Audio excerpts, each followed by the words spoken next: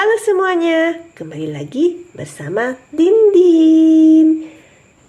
Wah, sudah lama sekali ya saya tidak membuat video. Video kali ini adalah video lanjutan pembahasan komik tentang pencuri. Sebelumnya saya sudah membahas komik tentang pencuri yang berjudul The End Angel dan Mysterious Joker.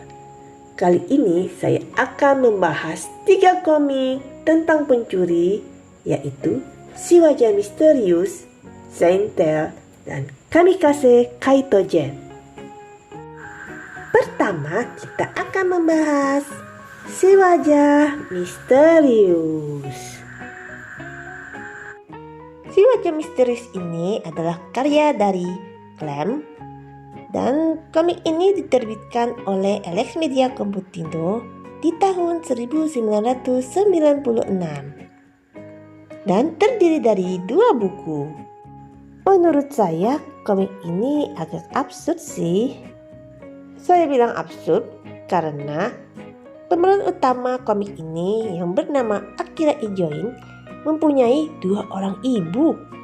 Tidak jelaskan sih apa kedua orang ibunya ini adalah saudara kembar atau bukan. Tapi wajah mereka mirip loh. Dan kedua orang ibunya ini sangat akur dan sangat kompak. Mereka sangat kompak kalau menginginkan sesuatu. Dan mereka akan berteriak, "Kami ingin sekali!" Sehingga seringkali Akira dibuat mereka terkejut. Kalau sudah begini, Akira akan pergi menjadi si wajah misterius untuk mencuri benda yang diinginkan kedua orang ibunya. Heran, kelihatannya sih si Akira ini keluarga kaya, tapi kok malah mencuri? Kan bisa beli aja. Lalu kedua orang ibu Akira ini tidak bisa ngurus rumah. Urusan memasak, bersih-bersih, itu semua dilakukan oleh Akira. Leleh. Dan Bapak Akira entah ada di mana. Ciri khas Clamp itu kadang mereka suka bikin cerita dengan memasukkan karakter-karakter komik mereka di komik karya mereka yang lainnya. Contohnya seperti ini, Si Wajah Misterius ini adalah bagian dari cerita spesial Guardian Lion dan juga Clamp School Detective. Di dalam kedua komik ini, kayak di Clamp School Detective ini, Akira adalah salah satu dari pengurus OSIS di Clamp School. Dan itu juga ditunjukkan dalam komik Si Wajah Misterius. Lalu, di spesial Guardian Lion, Si Wajah Misterius juga muncul. Di sini, Si Wajah Misterius mencuri spesial Guardian Lion karena permintaan kedua ibunya. Nantinya, Akira akan bertemu dengan seorang anak TK yang bernama Utako. Dan mereka saling jatuh cinta. Yang kusuka dari komik ini juga karena saya menyukai art dari Clamp. Seperti yang kita lihat ya, karya-karya Clamp itu begitu cantik dan indah supaya kita betah melihatnya. Selanjutnya kita akan bahas komik Saint Tail. Nah, di sebelum-sebelumnya kan kita pencurinya itu adalah cowok. Di komik ini pencurinya adalah cewek. Komik karya Megumi Tachikawa ini diterbitkan oleh Alex di tahun 97. Komik ini terdiri dari 7 buku. Nah, ada 1, 2, 3, 4, 5, 6, 7. Menceritakan tentang seorang anak perempuan bernama Meimi Haneoka yang juga adalah seorang pencuri yang disebut Saint Tail atau Saint Ekor Kuda. Itu karena ketika si Meimi menjadi Saint Tail, rambutnya Meimi ini akan dikuncir ekor kuda Sama seperti si wajah misterius, dia ini adalah seorang pelajar. Dan dengan kemampuannya melakukan sulap, ia menjadi sentel yang siap membantu orang-orang yang membutuhkan. Meimi mempunyai seorang sahabat bernama Seira. Seira sedang menjalani latihan sebagai suster di gereja. Sepulang dari sekolah, ia akan langsung pergi ke gereja. Dan di gereja ini, dia akan mendengarkan keluhan-keluhan para jemaat di ruang pengakuan dosa. Keluhannya itu biasanya karena ketidakadilan. Misalnya karena ada barang berharga yang dirampas atau karena ditipu. Nantinya Seira akan melaporkannya kepada Meimi. Dan mereka pun menyusun rencana untuk membantu orang tersebut. Sebelum memulai aksinya, sentel akan berdoa terlebih dahulu. Semoga Tuhan melindungi kita. Begitu. Duh, mau mencuri kok malah berdoa sih. Jangan ditiru ya teman-teman. Aksi sentel selalu dihalangi oleh Asuka yang adalah teman sekelas Meimi yang bercita-cita menjadi seorang detektif. Tapi menangkap sentel tidak semudah itu.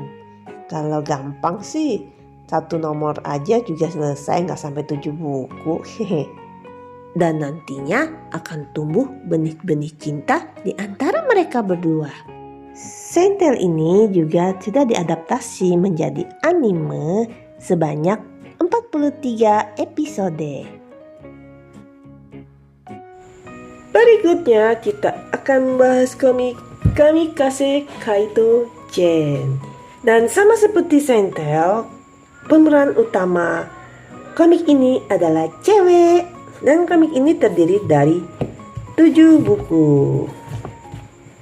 Komik ini diterbitkan oleh MNC dan mangakanya adalah Arina Tanemura.